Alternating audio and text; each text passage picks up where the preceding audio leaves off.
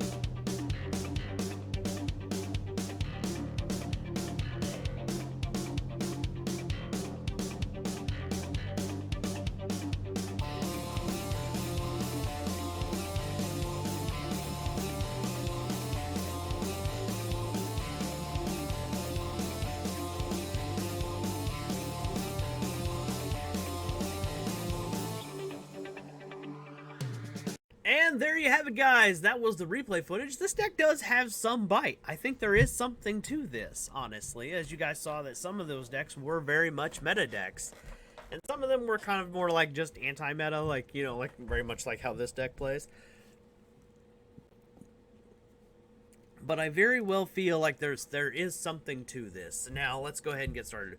So, first and foremost, you saw replays probably with this guy in it. Only because I misread how Evo Singularity works. I thought the reptile type monster for some reason had to be on the field. So I thought, oh, I'll play triple of this, send one of these guys to the grave, then flip the trap card, not realizing, oh, damn you, dyslexia, got me again. So yeah, I realized my mistake later on and shifted the deck accordingly. So now we can go over things. Now, I feel like a lot of old school Dino decks can be more modernized by just playing Ultimate Conductor Tyranno. This guy is the boss of every dinosaur deck ever, and probably will be for the remainder of Yu-Gi-Oh's existence. So yeah, any deck that, I mean, you don't have to play Ultimate Conductor. I just realized I could, so I was like, well, why the hell not? Then we got Pankratops. This is like my favorite card in the game right now, honestly. Blaster, the Dragon Ruler of Infernos, has been my favorite card in the game for forever, but right now Pankratops is kind of stealing his thunder, so to speak. Alright, now we're into the Evols, finally. We got Evolsaur Diplo. If this card is summoned by an Evotile monster's effect, this guy gets to blow up a spell or trap card on the opponent's side of the field, which I really like. That's really cool. It's just kind of like a Lila for dinosaurs almost. That's a Lightsworn monster, in case you guys don't know. Then we got Evolsaur Volcano. Volcano has this, if it's summoned off an Evotile monster, it can summon another Evolsaur monster from the graveyard. So there's a really cool combo if you have this guy and this guy both in your hand, which when I get to this guy's effect, I'll talk about that combo. But basically what he does is he brings back an Evolsaur monster from the graveyard. So this is kind of your main monster on how you make your Xyz monsters, primarily. Then you have our Kage to Kage. Honestly, this could be any level 4 monster that special summons. Honestly, that could have been anything. And I do mean this could literally be anything. It could be Photon Thrasher. It could be Goblinberg or whatever. It could literally it could be it could be the Flame Spirit for all I care. That literally this monster only serves as, I only threw it in this one in particular because it was a reptile type, just to stick with the theme. Because it's like reptiles evolving into dinosaurs, evolving into dragons. The joke is it's kind of that's colloquially in the Yu-Gi-Oh community is the Evols are the Digimon of the Yu-Gi-Oh game. So so to stick with the theme, I kept reptiles, but you don't have to. Then we got our Ash Blossom, just kind of a generic hand trap. You know, this card's like too good, had to be played. Unfortunately, I hate this card with a passion, but when you gotta play it, if it's good, you gotta play it. All right, then we have Evotile Mega Charilia. That's probably not how you say that. Maybe it's Mega Cerelia. I think Mega Cerelia sounds better. Let's go with that one. Anyway, so basically what this monster does is you tribute itself, you ditch a card in the hand, and then you get to special summon one of these guys. So the combo I was referring to is basically this guy's in hand, you tribute him, you ditch him to the graveyard, or any of the 4 of them to the graveyard, you go get this card, and then it brings the other card back. So, and then you get to go make Dolka, which is a double negate, for free. Well, not for free, but, you know, that's the basic combo. And then we got Kage to Kage in here, so we can go into the other rank 4s that are in our extra deck. That's simple. Double Evolution Pill, no, we are not trying to search it. As much as I like the main dinosaur deck's engines, searching the Double Evolution Pill just isn't really all that relevant for this deck. You are more trying to make Dolka and Logia more than anything else, and you're just backing up Dolka and Logia. That is the whole point of this deck.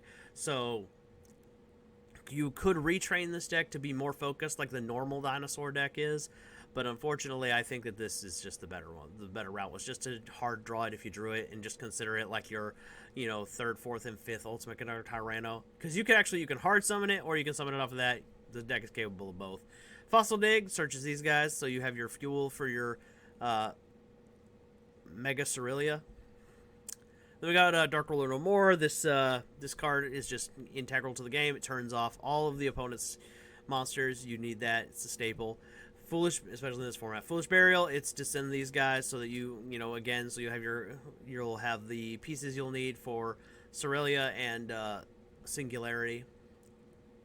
Then we got Evo Diversity. If they ever create some Evotile monsters that are decent, like let's say they make an Evotile, it's like, hey, do you control a dinosaur or a reptile? Special summon me for free. And like that's its only effect. This card will see play in dinosaur decks again. I promise you that. If they ever make an Evo monster like that, you'll see this. This card will spike in price. I think it's a rare. It's not worth anything right now. I don't even know. But if it's not worth anything right now, this card will spike in price if they ever create an Evo monster like that. Call by the Grave, staple. Super Poly, this is another staple card. This is actually my preferred board wipe over Dark Ruler No More. Well, board breaker, I should say, because, I'm taking 2 of something for my opponent to get 1 of something for me. So I really like Super Poly for that aspect, because it's like, oh, you want to play #negate.deck? Okay, cool. Negate this. That might be my inner asshole, but in my defense, a lot of meta decks go too far, I think, with negation and disruption and floodgates and all that stuff. I think the game needs to be dialed back, but that's a conversation for another day. Then we got our Imperms, probably the second best hand trap in the entire game, because it's good going first, it's good going second, it's a decent card no matter what. Evol Singularity, this is the card that probably makes this deck work at all, to be really honest. Evo Singularity, basically, if we get an Evo Singularity, any junk Evo monster, and we get Mega Cerealia, all in the same hand, like this 3-card combo, you literally end up on you'll end up on like a double Dulka, or a Dulka and a Logia, and I love that, because it's like, oh, cool, 3 to 4 negates, and off of 3 cards. Fantastic. I love that. So, yeah. And that's the really cool thing. Also, this thing kind of dodges some really funny things. Like, so if your opponent has... Basically, the way this thing works is it only special summons these guys and attaches the reptile and the dinosaur. So, the dinosaur and the reptile never hit the field. And the reason why I'm bringing that up is because I've had people flip Rivalry on me. And there can be only 1 on me. And then the trap guards still go through, and my opponents would get all confused. They'd be like, "How? How?" I'm like, it special summons the monster, the Xyz monster. The other 2 guys just get put on as material, so they completely get to dodge the whole "there can be only 1" thing. And it's like, oh, you have a dinosaur, you can't summon. Yeah, actually I can, because they're material. They're never hitting the field in the first place. And then you got Trap Trick because Singularity. So basically we're playing 6 Singularity, and then, like, the way I look at it is we're playing 6 of the Mega Cerealia here with Diversity, because that's all it can search. Is they can only search Mega Cerealia, Diplo, and Volcano. That's all it can search. Now we're going to go to the extra deck. Our Super Poly targets, Starting Venom, Dragostopelia. Funny enough, this came up against one Splite player. I can't remember what game that was, but like, yeah, I turned a Splite monster into level 1 and they couldn't continue their play. That was just kind of funny. Then we got our Garurura. Draw a card if it goes to the graveyard. That's all it really is good for. Then we got our Mud Dragon of the Swamp. This is the one I've summoned probably the most, because I could also fuse my own monsters together, which actually came up a few times. Level 4 also.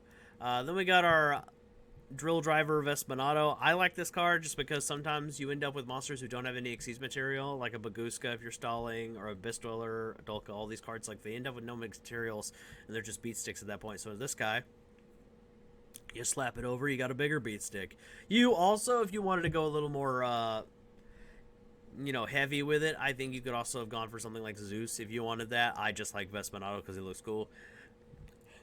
It's Fun Deck Friday. Do what you want. Then we got our Spell and Trap, no card negate, as well as a summon. This is a Solemn Judgment on legs. and probably my favorite out of the Evol cards. Then we got Dulka. Dulka definitely has a better effect than Logia because he can do it both. As long as he keeps having material, he can just keep doing it. And funny enough, the graveyard effect of Mega Cerelia here will put the spare Mega Cerelias and Diplos and all that stuff on him as material from the graveyard. And that is just like, oh, was my double negate not enough? Now it's a triple negate. Now it's a quadruple negate. It's hilarious.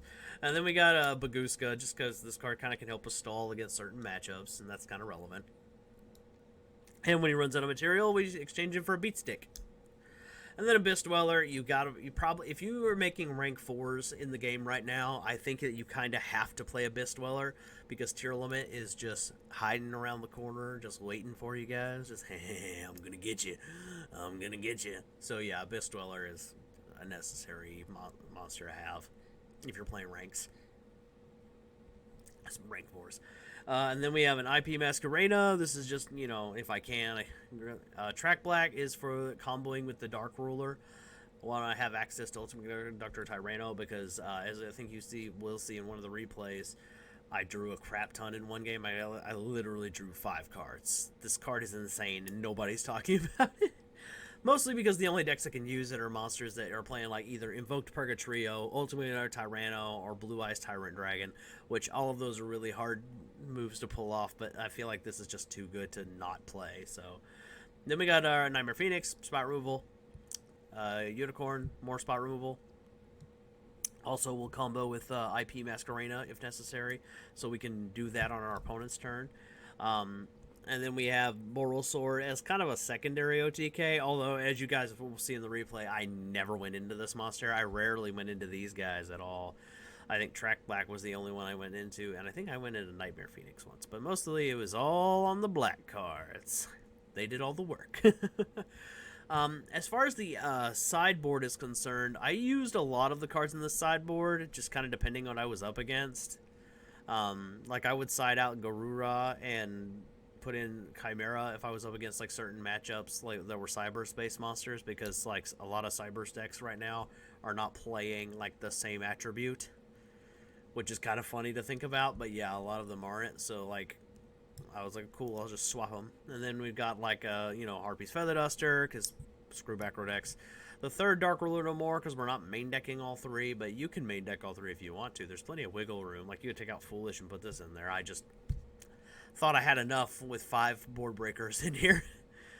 Cosmic Cyclone, this is for the Mystic Mine. We all know what it was in here for. Evenly Match also is kind of for the Mystic Mine Runic matchup. Kind of that kind of thing is also more board breaking. Then we got Imperial Iron Wall, which this can hurt me a little bit, because I do want to play Ultimate Tyranno, but if I flip this against a Runic player, like 90% of their stuff kind of goes out the window, so... And then we got Anti-Spell, which is another card for like Runics and Mystic Mine type decks, and Sky Strikers too, ironically. Yeah, this card just kind of slows the game down. It says, no, you want to use spells? You gotta wait. Which I really liked that. Anyway, guys, so that was our Fun Deck Friday. If you guys like this video and this concept, make sure you leave me one of these. And we're going to keep doing Fun Deck Friday. I don't know where that idea came from, but I'm having a blast doing it, just kind of making silly decks for Friday. And that seems like it's been fun for me, and I hope it's fun for you. Anyway, guys, I'm your friendly neighborhood Yu-Gi-Oh! Superhero, and I will catch you in the next one. Make sure you like and subscribe.